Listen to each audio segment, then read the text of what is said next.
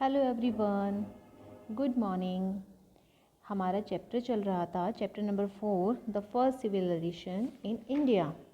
कौन सी सभ्यता सबसे पहले हमारे इंडिया में देखी गई थी, तो उसके बारे में हम डिस्कस कर रहे थे।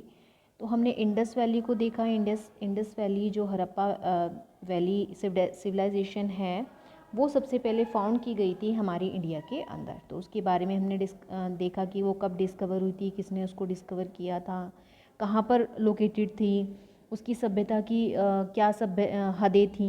तो ये हमने डिस्कस किया था। ठीक है, आज हम डिस्कस करेंगे कि main features of the Harappan cities. Harappan शहरों की मुख्य विशेषताएं कौन कौन सी हैं। इंडस इसमें देखिए हम, Indus valley cities had a super town planning. जो इंडस वैली के शहरों में एक शानदार टाउन प्लानिंग थी। शहरों की जो रोड्स थी, टाउन्स की जो रोड थी, एक दूसरे को समकोण पर काटती थी। क्या काटती थी? समकोण पर काटती थी। मतलब कि जो रोड भी बनी हुई थी ना, वो रोड्स एक दूसरी रोड से जुड़ी हुई थी, इस तरीके से बनाई हुई थी। कहीं पर काफ़ी कट थे उन पर। टाउन्स को रेक्टेंगुलर ब्लॉक यानी आयताकार ब्लॉक्स में डिवाइड करती थी। इस प्रकार की नगर योजना इंडस वैली की एक अनूठी विशेषता थी। दूसरी सभ्यता में यह विशेषताएं यानी फीचर्स नहीं थी। मेन रोड 30 फीट जितनी वाइड थी यानी चौड़ी थी। 30 फीट जितनी चौड़ी थी मेन रोड। हर गली में लाइटिंग की फैसिलिटीज़ थी। टाउन को आमतौर पर दो भागों में डिवाइड किया गया था। ऊपरी, या कहते हैं उसे सिटाडल बोलते हैं, यानी गढ़। ठीक है, इस तरीके से उनको बांटा गया था दो भागों में टाउन्स को। अगर आगे की हम बात करें, जो सिटाडल है एक ऊंचे चबूतरे या टीले पर बनाया गया था। इसमें इम्पोर्टेंट गवर्नमेंट बिल्डिंग थी, जैसे कि ग्रैनरीज यानी अन्न भंडार जिसे हम बोलते हैं, and town halls, religious buildings थी, धार्मिक भवन थे, एंड ग्रेट बाथ यानी महान स्नानघर था। मोहनजोदाड़ो के गढ़ यानी सिटाडेल में मल्टी पिलर्ड असेंबल्स हॉल यानी बहुस्तंभीय वाला सभा भवन था। पब्लिक बाथ था, सार्वजनिक स्नानघर था, एंड एक बड़ा लार्ज ग्रेनरी थी यानी अन्न भंडार था। ग्रेनरी हम बोलते हैं जहाँ पर कि हम अन्नों को रखते हैं, मतलब कि वीट वगैरह को हम स्टोर करके रखते हैं, ग्रेनरी उनको बोलते हैं। बाढ़ या हमले की स्थिति में लोग को गढ़ यानी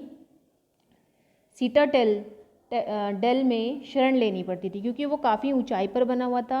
आप देख सकते हैं पिक्चर के अंदर, ये जो आपको दिखाई दे रहा है, इसको हम बोलते हैं सिटाडेल। तो यहाँ पर लोगों को सुरक्षित पहुँचा दिया जाता था। The lower town, it was a lower level and it was basically the residential area where common people lived. जो लोअर टाउन था यानी निचला शहर था, यह लोअर स्तर पर यानी निचले स्तर पर था, और यह मूल रूप से आवासीय क्षेत्र यानी रेजिडेंशियल एरिया था, जहाँ आम लोग रहते थे। Okay, I hope you will understand. अगर हम सेकंड पार्ट की बात करें, देखो ये तो पहले हमने पार्ट क्या पढ़ा था इसमें, वेल प्लान्ड सिटी। जो सेकंड पार्ट है इसका, क्योंकि हम पढ़ रहे हैं विशेषताएं क्या थी हड़प्पन सिटी की, क्या क्या खोज की गई थी उसमें। सेकंड पार्ट आता है वेल प्लान्ड हाउस, मतलब एक तरीके से घर बनाए गए थे। ऐसा नहीं था कि ऐसे ही बना दिया, इधर उधर से निकाल के जो खाली मिला प्लेस वहीं पर बना दिया, नहीं, ऐसा नहीं था। वेल प्लान्ड तरीके से घरों को बनाया गया था। सुनियोजित मकान किस तरीके से बनाया गया था? आमतौर पर घरों में दो या दो से अधिक मंजिलें होती थीं, जिनमें एक केंद्रीय आंगन होता था, मतलब बीच में मिडल में उनमें आंगन होता था। 3 से 4 रहने वाले कमरे, एक रसोई और एक स्नानघर शामिल थे। इस तरीके से बनाया गया था। कालीबंगा भी इसी तरीके से खोज की गई थी। कालीबंगा में भी कई घरों के आंगन में अपने अपने कुएं भी यानी वेल्स भी थे। ठीक है ना। अगर हम बात करें, houses were constructed with standardised burn brick. जो हाउसेज बने हुए थे वो कैसे बने हुए थे? मतलब पक्की हुई ब्रिक्स से बने हुए थे। ब्रिक्स कहते हैं ईंटों से बने हुए थे। Elsewhere in contemporary world, mud bricks were used and burnt bricks were almost unknown. जो हमारी देखा जाए तो कंटेम्प्रेरी वर्ल्ड के अंदर जो मड ब्रिक्स थी, जो मिट्टी की ईंटें थी, वो यूज़ की गई थी कई जगहों पर, लेकिन बर्न जो ब्रिक थी, जो पकी हुई जो ब्रिक्स थी, वो ज़्यादा उनको देखा गया इन शहरों के अंदर। Stone building were conspicuous by their absence in Indus Valley civilisation. इसमें देखें अगर हम बात करें कि यहाँ पर क्या था, मानवीकृत ईंटें ज़्यादा बनाई, घरों का निर्माण मानव द्वारा पकी हुई ईंटों से किया गया था। और जहाँ समकालीन विश्व में मिट्टी को ईंटों का उपयोग किया जाता था एंड इंडस वैली में टाउन में उनकी एब्सेंस के कारण जली हुई ब्रिक्स लगभग विशिष्ट थी। मतलब कि जली हुई ब्रिक्स का उन्होंने इंडस वैली में, जो हमारी सिंधु घाटी है, इंडस वैली को हम सिंधु घाटी भी बोलते हैं, वहाँ पर किया गया था। अगर हम बात करें ड्रेनेज सिस्टम की, ड्रेनेज सिस्टम को बोलते हैं जल निकासी व्यवस्था, यानी कि पानी की क्या व्यवस्था थी उस दौरान में, ठीक है ना।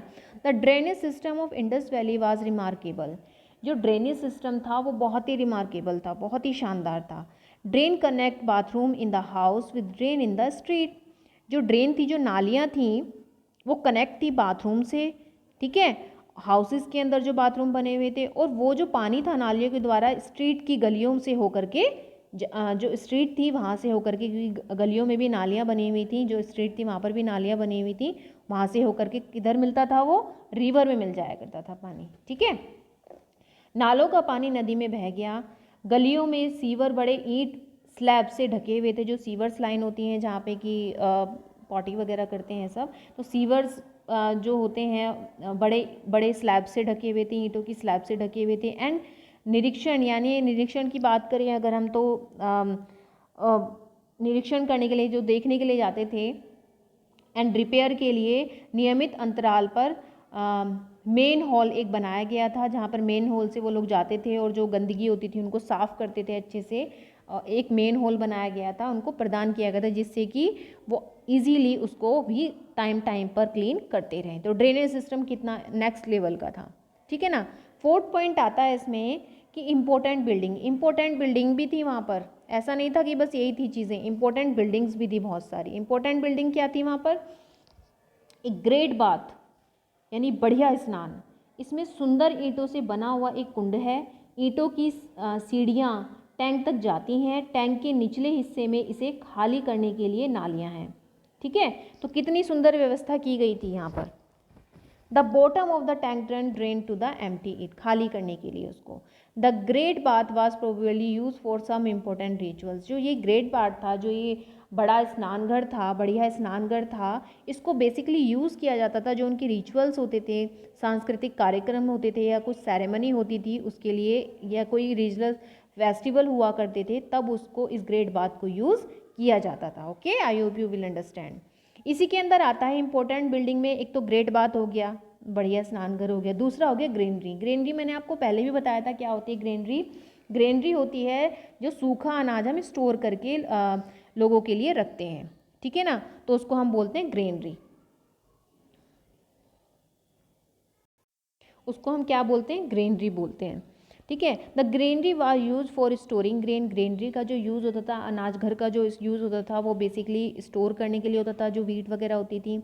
The citadel at Harappa had 6 granaries. जो सीटाडेल जो कहते हैं कि गुंबद थी, या कहते हैं कि ऊपरी हिस्से में, वहाँ पर 6 ग्रेनरीज बनाई गई थी हरप्पा के टाइम पर। During famine the grain store in the granaries were distributed to the peoples. वो इसलिए करा गया था क्योंकि उन्हें लगता था, फेमाइन मतलब होता है सूखा अनाज स्टोर करके लोगों तक पहुंचाना, बांटना उनको अनाज, ठीक है ना। तो उन्होंने फेमाइन इसलिए किया क्योंकि वो चाहते थे कि जो हम ग्रेन स्टोर कर रहे हैं वो लोगों तक पहुंच जाए, डिस्ट्रीब्यूट हो जाए। इसलिए वो करते थे कि अगर आपातकालीन स्थिति आए तो उस काल में, उस पीरियड में ये ग्रेनरी का यूज़ इजीली हो जाए। ओके, अब आते हैं इसी के अंदर, किसके अंदर? इंपॉर्टेंट बिल्डिंग के अंदर। पहली कौन सी बिल्डिंग होगी? The bath, the great bath. Second कौन सी बिल्डिंग हुई? Granary. And third one is brick dockyard. तो डॉकयार्ड किस लिए बनाए जाते थे वहाँ पर?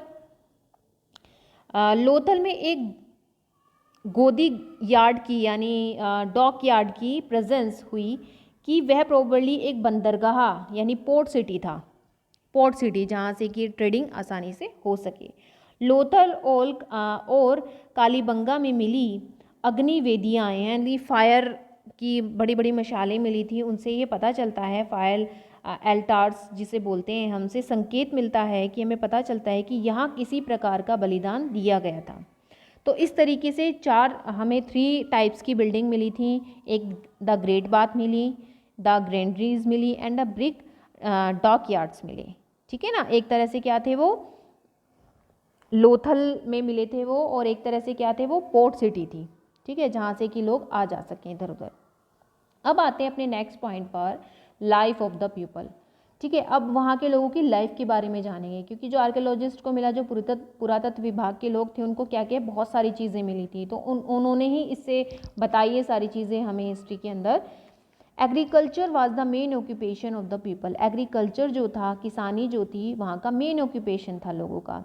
The toy model of plug found here signify that plugs were use for agriculture. देखा जाए तो वहाँ के लोगों का जीवन कैसा था, यहाँ पर पाए गए हाल ही के टॉय मॉडल दर्शाते हैं कि हल का उपयोग कृषि के लिए किया जाता था। मतलब कितने मॉडर्न थे वो लोग।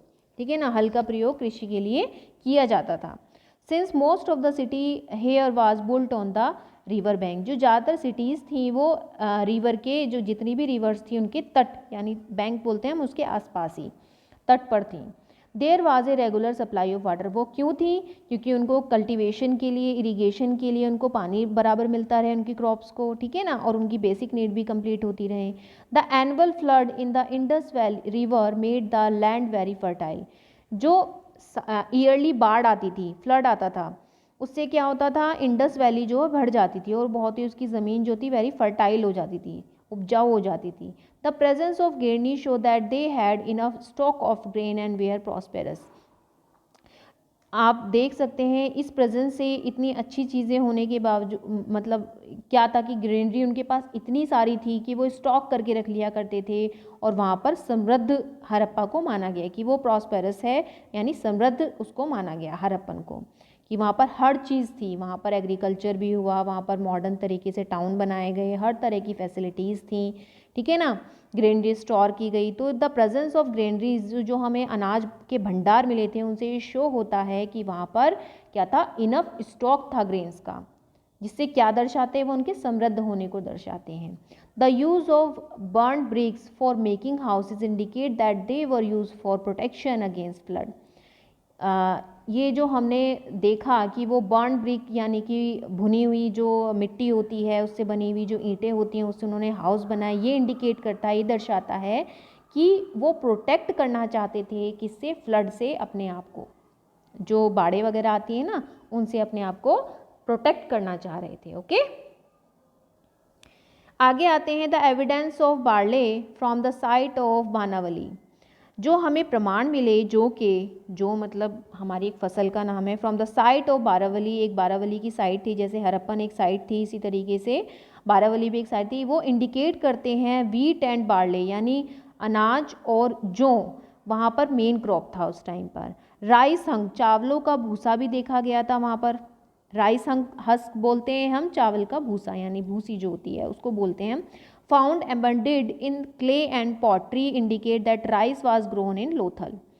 ये इंडिकेट बताते हैं हमें, इंडिकेशन देते हैं हमें कि वहाँ पर क्ले यानी मिट्टी और पॉटरी भी काफ़ी देखी गई थी राइस की, और ये बताते हैं कि राइस भी वहाँ पर लोथल में ग्रो किया गया था। Okay, they even grow cotton, in fact they were the world's first cotton grower. वो इसके साथ ही वो कॉटन को भी ग्रो करते थे। कॉटन एक फसल का ही नाम है, क्रॉप का नाम है। In fact they were the world, इसके साथ ही ये भी माना जाता है कि वर्ल्ड में फर्स्ट कॉटन ग्रोअर वही थे, पहली बार उन्होंने ही उगाई थी कॉटन को। ओके, अब आते हैं अपने नेक्स्ट पॉइंट पर, एनिमल। एनिमल के बारे में अगर हम जानें तो एनिमल्स क्या है यहाँ पर, बहुत ही इंपॉर्टेंट है। The pictures of animals such as bison, bison, rhinoceros, tiger, camel, humped bull and elephant on the seal tell us that they were familiar with these animals। Pictures मिली थी हमें बहुत सारे एनिमल्स की, जैसे बिजॉन है, rhinoceros है, tiger है, कैमल्स हैं, हम्प बुल है, एलिफेंट्स हैं, हम बुल बोलते हैं बेटे, हम जो कुबड़ा मतलब कुबड़ निकला हुआ बैल होता है उसको हम बोलते हैं हम बुल। एलिफेंट्स हैं तो ये सील्स में मिली, जो सील्स बोलते हैं मोहर, ठीक है ना। तो मोहर में ये सारी पिक्चर्स हमने देखी थी, मिली हमें, वो एविडेंस के थ्रू मिली हमें, आर्कियोलॉजिस्ट ने सर्च की वो, दैट वर फैमिलियर। इससे पता चलता है कि एनिमल्स उनके काफ़ी फैमिलियर थे, परिवार की तरह ही थे। Remain of the animal as well as the terracotta figurines of buffalo, cow, oxen, goat, pig and sheep prove that these animals are domesticated. Terracotta में मूर्तियाँ, टेराकोटा मूर्तियाँ मिली बफेल, जिसके अंदर कौन कौन सी किस किस एनिमल्स की मूर्तियाँ थी, बफेलोज़ की, काओ की, ऑक्सन की, गॉट की, पिग्स की, शिप की। प्रूव करती हैं ये दीज एनिमल क्या थे, घरेलू थे, डोमेस्टिक एनिमल थे उनके। Cats and dogs were kept as pet animal. Cats और डॉग उनके क्या थे, पैट एनिमल थे, पालतू जानवर थे। Evidence of specimen of antler and horn of different kind of deer and stag have been found, fishing was popular too. हाँ, evidence मिले थे, सबूत मिले थे हमें, बहुत सारे नमूने मिले हैं हमें सींग के, सींगो बारासिंगा वगैरह, different kind of deer and barasingha के हमें क्या मिले थे, सींग मिले थे, हॉर्न्स मिले थे हमें, ठीक है। इनसे भी पता लगता है ये भी एनिमल्स वहाँ पे थे उस दौरान, और साथ में फिशिंग भी वहाँ पर पॉपुलर थी काफ़ी। अब आते हैं हम फूड पर। देखिए आप एनिमल्स भी बने हुए हैं, इनकी सील्स पर मोहर जो बनी हुई है एलिफेंट की, देख सकते हैं आप। अब देखेंगे हम फूड कैसा था वहाँ के लोगों का। Indus valley people at a healthy diet. Indus valley के जो लोग थे, जो सिंधु घाटी के जो लोग थे, वो हेल्दी डाइट लिया करते थे, बहुत ही अच्छा खाते थे वो। People probably ate more fruits and vegetables. वहाँ के लोग ज़्यादातर क्या खाते थे, fruits and vegetables, than meat. Meat भी थोड़ा बहुत ही खाते थे वो। The study of the teeth is skeleton show that man were better feed than women. ये एक पढ़ाई स्टडी की थी टीथ की, स्केलेटन की, एक कंकाल की स्टडी की थी, जो हड़प्पा जब खुदाई की थी उनके रूम्स में, खंडरों में, तो वहाँ पर से स्केलेटन मिले थे।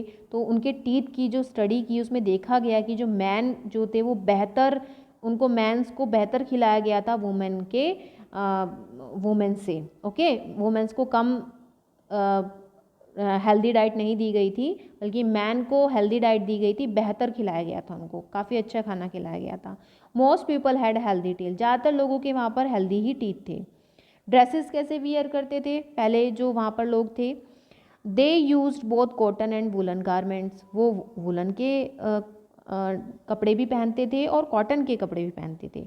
धोती एंड शॉल्स, धोती पहनते थे और शॉल्स भी। Archaeologist have discovered a piece of cotton cloth from Mohenjodaro. पुरातत्व विभाग के लोगों ने डिस्कवर किए थे, एक पीस उन्होंने खोजा था कॉटन क्लॉथ का, जो मोहनजोदारो की खुदाई के दौरान मिला था, ओके। आगे इसमें बढ़ते हुए